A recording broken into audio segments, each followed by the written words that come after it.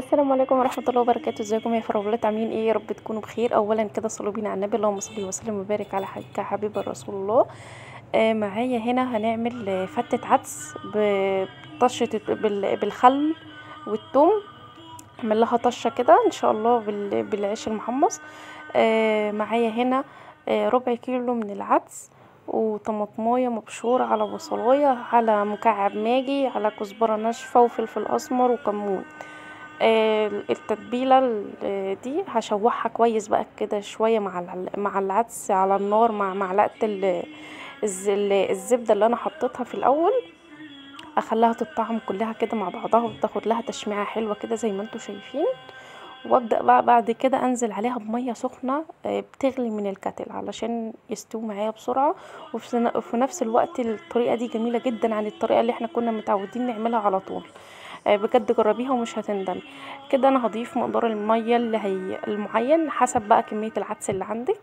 انا عندي الربع كيلو، ضفت له الميه اللي انتوا شايفينها دي عشان يبقى يعني لا تقيل ولا خفيف، يبقى مظبوط معايا. هديله بس تقليبتين كده زي ما انتوا شايفين. اصلا الميه اهي غليت على طول برضه لانها كانت مغليه، مش هتاخد معايا وقت. انا بقى هنقل الحله دي على العين التانية، واجيب حله تانية بقى وابدا ان انا اعمل شويه الرز بقى عشان ننجز كده في السريع، يعني نخلص الاكل ده ان شاء الله في 10 دقايق. جبت هنا الحله وحطيت فيها الزيت، وهحط فيها كده نص كيس من الشعريه، واداني بقى احمر في شويه الشعريه دول عند لما ياخدوا لهم لون ذهبي جميل كده. وابدا بقى بس يعني اقلب فيها كويس كده، ايدي فيها على طول علشان يبقى كلها لون واحد، ما يكونش فيها شويه بيض وشويه ذهبي كده. فيها لو سبتيها تبقى كل حاجه منها يعني شويه بيض وشويه ذهبي، لا ما بحبهاش كده. انا بدني ايدي فيها على طول لحد لما كلها تتجانس مع بعضها كده وتاخد لون محترم زي اللي انتوا شايفينه ده.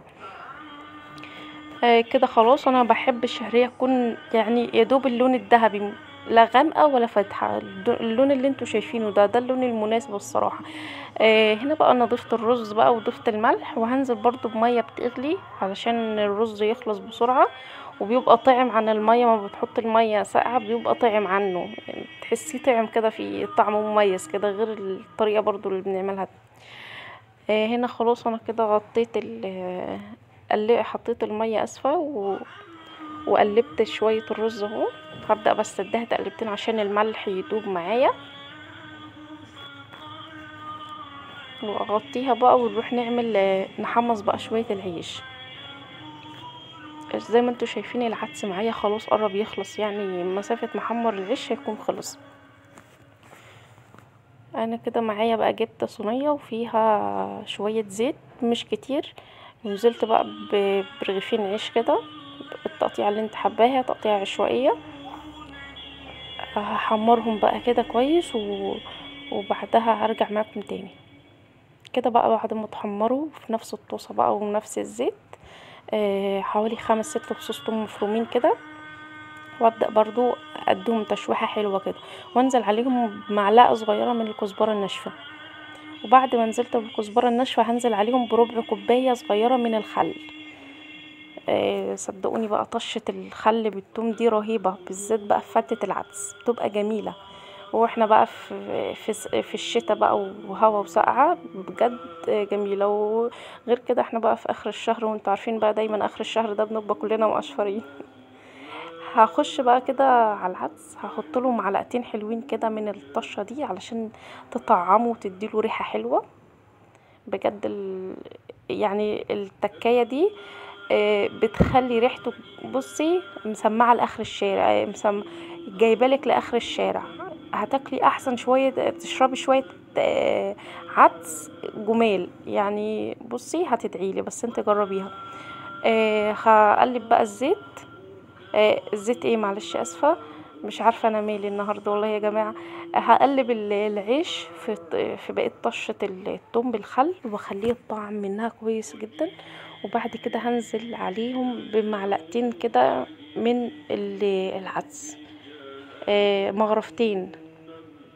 مغرفتين كده من العدس، ومش هكتر بقى عشان مش هيطروا. انتوا حاسين هم طري، بس لا، هم لما نيجي نغرف دلوقتي هتبقى حلوه ماسكه نفسها، يعني لا مقرمشه ولا طريه، مظبوطه زي ما انتوا شايفين كده. يا رب الوصفه تكون عجبتكم، لو عجبتكم لايك جميل كده وكومنت زيكم، وتشرفوني باشتراككم عشان عيلتنا تكبر بيكم ان شاء الله على قناتي دنيا هشام لقمه هنيه على اليوتيوب. اشوفكم على خير.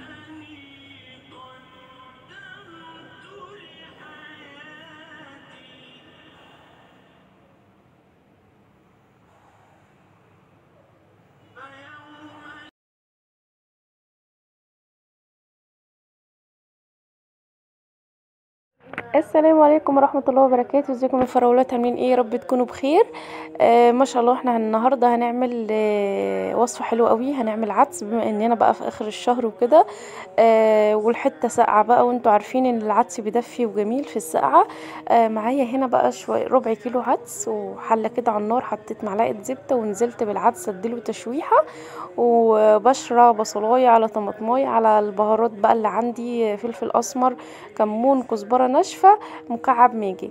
وببدأ اديها تشويحة مع بعضها كده كويس، اخلي العدس يتشوح كده تشويحة حلوة مع المرتة اللي انا عاملاها له دي بتفرق جدا في الطعم عن الطريقة المعتادة اللي احنا بنعملها على طول.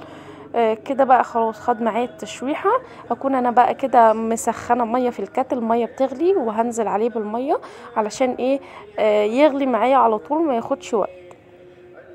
هنزل كده بمقدار الميه اللي انا عايزاه او حسب الكميه اللي انا عاملاها، وهديله برضو تقليبتين كده. طبعا انا حطيت مكعب الماجي وحطيت البهارات والحاجات اللي انا هحطها عليه كلها، واغطي عليه بقى يستوي، واعمل الرز. احنا ان شاء الله هنعمل فتة عدس كده جميلة كده.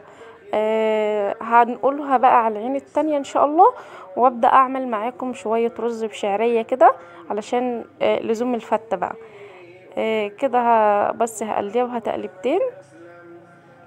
هي بصوا مسافة ما حطيت المية عشان المية كانت بتغلي، فعملت فرط على طول. هنا جبت حلة تانية بقى وحطيت فيها شوية زيت، ونزلت بقى هنا بالشعرية. نص كيس شعرية هحمرها شوية كده، اخليها لونها ذهبي، وابدأ اعمل شوية رز كده علشان ايه الفتة بتاعة العدس. ان شاء الله تعملوا شوية فتة جميلة. كده ابتدى الشعرية ابتدت تسخن في الزيت، هي لسه عشان طبعا لسه حطوها، لسه مش هتاخد لون دلوقتي. ابتدت تبدأ ان هي خلاص تشمع. بعد كده اهي وصلت للون الذهبي دوت. انا كده خلاص يعني هضيف الرز اهو. هديها بس كده تقليبتين علشان كلها تبقى لون واحد. وكده ضفت الرز بقى والملح، وهبدأ برضو نفس اللي انا عملته مع العدس، مية بتغلي برضو علشان ايه؟ الاكل يخلص معايا كده بسرعة. ما بحبش اعمل الرز بالذات بمية ساقعة، بحس ان هو بياخد وقت وما بيبقاش حلو زي المية ما بتكون مغلية. ببدأ برضو اقلب الرز دي تقليبتين علشان الملح اللي انا حطاه يبدأ يدوب.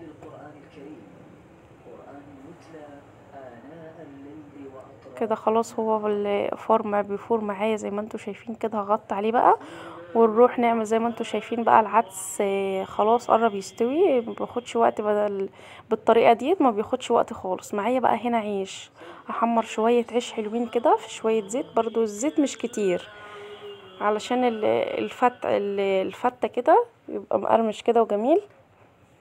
هبدأ احمره. العيش التقطيع بقى اللي انت عايزاه، ممكن تعملي عيش ابيض اللي هو بيبقى زي اللي بيطلع مع الكشري، اي نوع عيش انت حباه كده. بعد ما العيش بقى اتحمر في نفس بقى الطاسه ونفس الزيت اللي حمرت فيه العيش، نزلت بقى بحوالي 5 فصوص توم كده مفرومين، هشوحهم كده وانزل عليهم بشويه خل، ربع كوبايه خل، وكنت ضايفه على التوم دوت كزبره ناشفه. هديها